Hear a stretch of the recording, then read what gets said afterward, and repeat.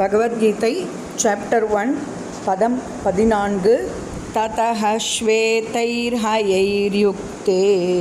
மகதி ஸ்யந்தனே ஸ்திதௌ மாதவ பாண்டவಶ್ಚைவ திவ்யௌ சங்கௌ பிரதத்மதுஹு.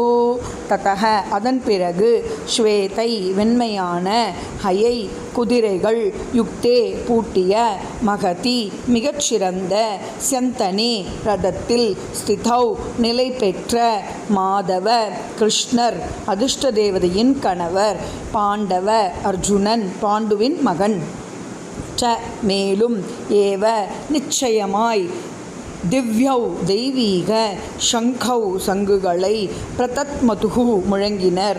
மறுதரப்பில் வெள்ளை குதிரைகள் பூட்டிய மிகச்சிறந்த ரதத்தில் அமர்ந்திருந்த பகவான் கிருஷ்ணரும் அர்ஜுனனும் தங்களது தெய்வீக சங்குகளை முழங்கினர்.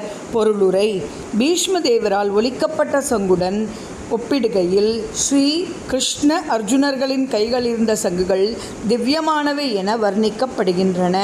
கிருஷ்ணர் பாண்டவர்களின் தரப்பில் இருந்ததால் எதிர்த்தரப்பினருக்கு வெற்றி கிடைக்கும் என்று நம்பிக்கைக்கு இடமே இல்லை என்பதை தெய்வீக சங்குகளின் முழக்கம் சுட்டிக்காட்டுகிறது.